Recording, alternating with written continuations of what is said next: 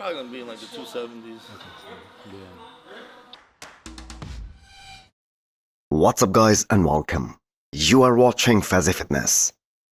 So the last time the mutant stepped on the Olympia stage, and that was 2 years back, he weighed 254 pounds. So when he says he's gonna be 270 pounds on the stage this time, there is no exaggeration. 2 high days. Went out to 286. Set and picked on Monday and I was like harder and leaner. I mean, just look at him right now. The man is looking so massive, plus insanely conditioned. At 5 weeks out of this year's Mr. Olympia. And he's still in the high 280s at the moment. Now I get that weight doesn't mean anything, but it's open bodybuilding after all. More muscle accounts for something here. And Nick this time is surely gonna control his midsection a lot better than the Pittsburgh Pro. And if he can peak exactly like that, the way he did for the Pittsburgh Pro and the New York Pro, without any distended stomach, but with 5 to 7 pounds of extra muscle, maybe 10 pounds, his muscularity is gonna be so immense and he's gonna appear so much more freaky and so much more muscular on the stage. And that might make up for his lack of aesthetics. So I get that why so many people out there believe that Nick Walker is gonna be Derek Lunsford at the Olympia this year.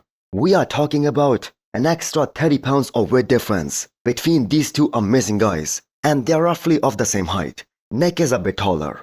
So all the top 3 from the last couple of years, they better show up at their A game, at their 100%. Because the mutant is 100% coming in at his all-time best, and the man isn't playing around. So there have been some visible changes, some visible improvements in his physique, in some of his strongest shots, like the back double biceps. So he's gonna beat Hadi Chopin and Samson Dauda, possibly Derek too, in that back double bicep shot. And that is probably gonna be the best back in the entire bodybuilding at the Olympia this year.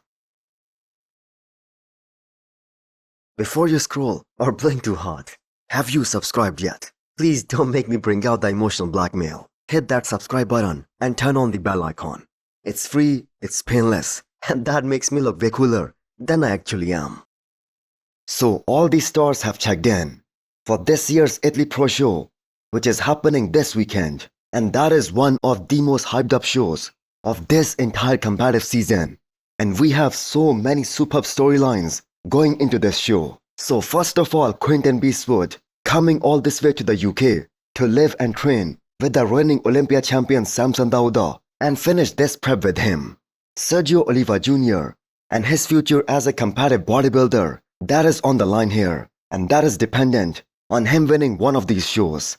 And he will have the size advantage over all the other competitors as he's a very big and a very wide guy. And the man is showcasing crazy amount of size, especially on his legs. So he can possibly win this show if Quinton comes in off. Then we have Mark Hector coming in very big and very balanced top to bottom for the first time since 2022. And the way he showed up at the guest posings that he did this year, do not count him out. Then we have Theo Lagverrier, who by the way is being 100% slept on for this show, despite having 3 pro wins under his belt and 3 consecutive Olympia qualifications. But most importantly, we have the men's open debut of one of the biggest stars in bodybuilding, Urs Kalashinsky, who kind of became the pivotal point for this year's Italy Pro Show. So he became the most talked about guy after making the announcement that he's switching over from classic physique into the men's open, and him saying that he's show ready with over 35 pounds of muscle compared to his classic physique weight cap. So all the bodybuilding fans, they wanna see him with let's say 25 to 30 pounds of muscle on his frame, because that is going to make one hell of a difference in his overall physique. And then we also have a few other guys like Emir, a very young guy who doesn't have the best structure, but he can expose literally everyone based on his conditioning and his ability to come in bone dry. Although this year hasn't been that successful for Emir. Then we have another German bodybuilder representing men's open for quite some time now, Tim Bodesham, who looked hard as a rock in his recent physique updates. Another guy with a lot of muscle, but not a lot of aesthetics. And finally we have Louis Breed, who is like a freaky mass monster who always brings that hard grenade-like conditioning. So the Italy Pro Show is gonna be one of the most exciting show which is happening this week, just 5 weeks out from this year's Mr. Olympia. So previously we saw the king of classic physique, Chris Bumstead, making a huge statement at his men's open debut in Prague. He made Martin Fitzwater sweat during the prejudging. So one of the biggest questions of this coming weekend is that, how far Urs can push these guys, and can he actually win this show? Let me know what you guys think. So Derek Lunsford doing 5 plates, less than 5 weeks out from the Olympia prejudging. That, I have to say, is pretty damn strong. So is Derek and Chris Aceto deliberately trying to come in heavier for the Olympia this year, as people keep on comparing him to the mutant Nick Walker in terms of where these both guys are at from conditioning standpoint. And Derek, of course, isn't looking as shredded 5 weeks out compared to Nick Walker.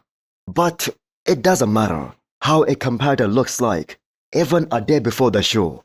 Remember last year when Samson Dauda took his shirt off at the press conference? No one was convinced that he was gonna win the Olympia title, and then just 48 hours later, that is exactly what happened. So people are basically judging Derek with another 5 weeks to go, and that is a lot of time to make very significant changes. And Derek and Chris Aceto did exactly that before this year's Arnold Ohio too. So that triple crown, the Arnold, the Pittsburgh and the Olympia, that is what Derek is aiming for. 3 of the biggest bodybuilding titles right now. So the biggest challenge for Derek at the moment, that isn't peaky biceps or having chiseled abs or having the best midsection out there.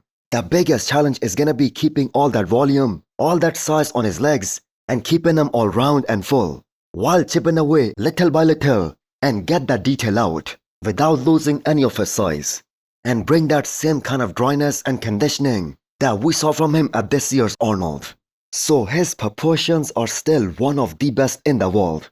And when the physique is that balanced, that is fighting for the Olympia title. How can people forget that the best of Samson Dauda that we just saw at this year's finals of the Arnold Ohio, Derek was able to beat that, even though it was by just 1 point.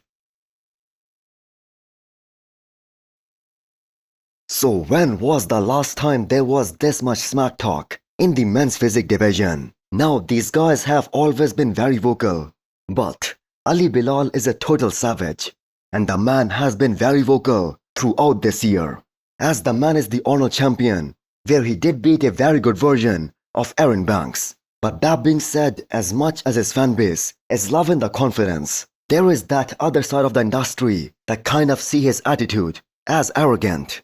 So he hilariously called out Ryan Terry, the reigning 2 times men's physique champion, by wearing this shirt, which says 93%. So a little bit of context for those of you guys who do not know what this is about. So this is basically mocking Ryan for saying that he won the Olympia last year by being at 93%. So there isn't even one guy in any other division where the champ is openly claiming that he isn't just winning the Olympia this year, he's gonna dominate this show. And we all know how brutal the social media can be afterwards if an athlete doesn't live up to the hype or live up to his own expectations. But props to these men's physique guys. There has been more interest in this division this year compared to some of the previous years. And that is because all of that back and forth smack talk that has been going around for quite some weeks now. So hit the thumbs up button if you liked the video, and smash the subscribe button if you wanna come back for more. Thanks for watching.